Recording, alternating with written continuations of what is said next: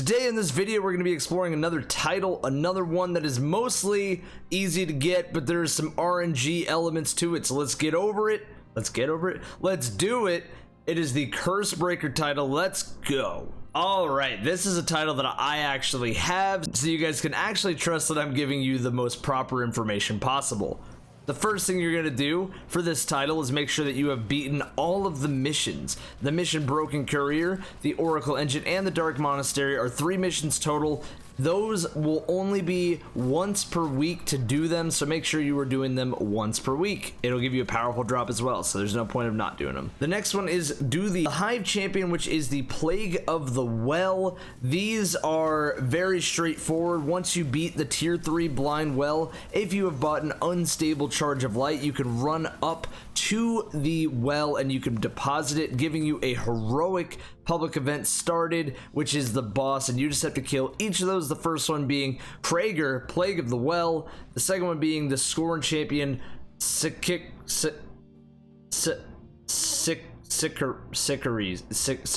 cool. And the third one being the Taken Champion, Ammonia, Innomina. The next thing you're going to do is visit the Queen's Court. This is every 3 weeks you are actually able to visit the Queen's Court. How do you do this though?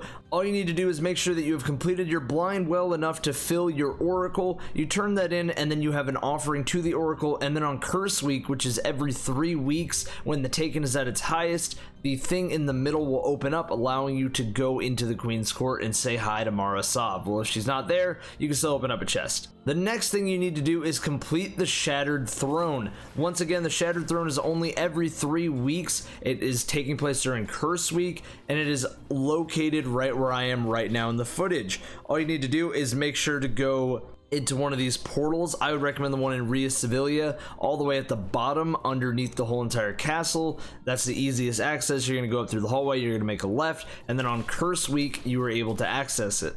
The next thing you need to do is acquire a full set of Reverie Dawn armor. This can be completed by doing anything that gives you powerful stuff in the Dreaming City, or in the Menagerie you can actually choose to get Reverie Dawn armor from that as well. The next thing you have to do is prove yourself worthy. You have to prove yourself worthy to dude, I can't say these names. The next thing to do is to collect all 16 Ahamkara bones. Now, this one, I'm going to let you look up a guide. I'll actually link to a guide for you guys as to where all of the bones are. But just know that there are some scattered around the Dreaming City. There are some in the Shattered Throne. There are some in the Strike the Corrupted. So you guys will find them just over time. They're going to be in each Ascendant challenge, and then they're going to be in the Shattered Throne, Strikes, etc., etc. Just remember that this one will take some time.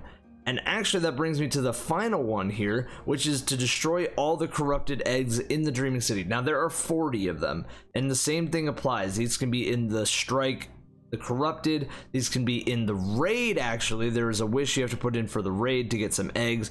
There are some in the Dreaming City just scattered about. There are some in the Shattered Throne, and there are some in the Ascendant challenges. Remember, this one will also take you some time as well. Now the final one I want to go over is the Dreaming City badge, because this one is where the Cursebreaker actually becomes a little bit tricky. Now the good news for you is that Bungie made the cosmetic drops that you get a little bit easier to get, and they do have bad luck insurance. The bad news is that there are some RNG drops here. So let's go over some of the things that you need. First of all, the Reverie Dawn set is pretty easy to get, especially with Menagerie now allowing you to just get those. So you can just play Menagerie, you can type in the certain roles and get you your Reverie Dawn set. The next thing is the weapons. The weapons aren't really too hard, except for Horror's Least.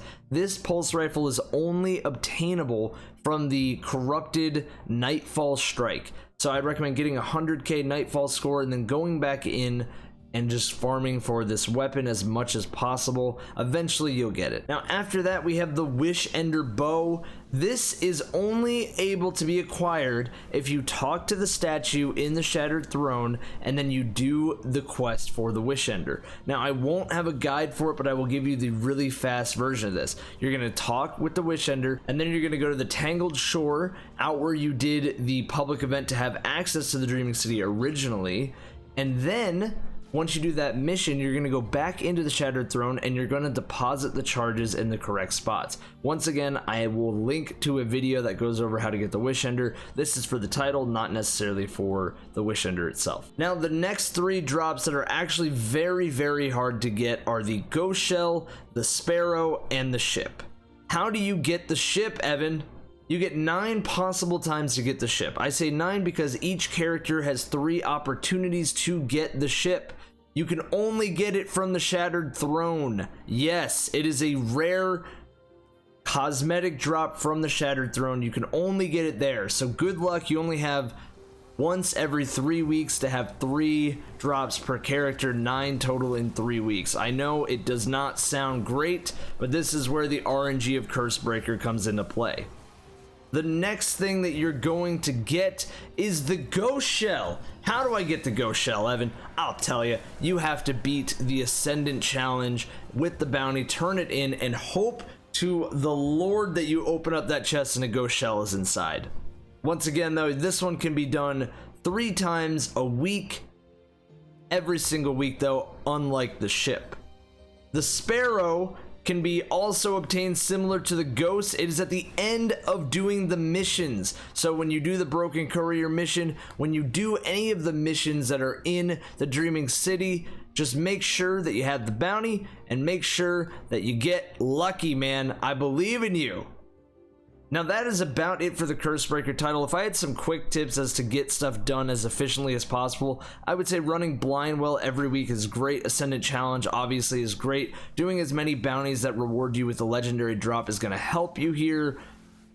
And as far as getting the eggs and bones, those will just take time, as well as the ship. But if I had to say, for the Sparrow and the Ghost, they do have bad luck insurance now. That was added in the Season of the Drifter update. So the more you farm for it, the more likely you are to get it. So just keep going at it, and I wish you the best of luck. Anyway, guys, on to the next one. Remember to vote in the poll to see what you want next. And if you guys like the content, I am always down to talk to you over there on Twitch. I love you guys, and I will see you in the next guide. Peace.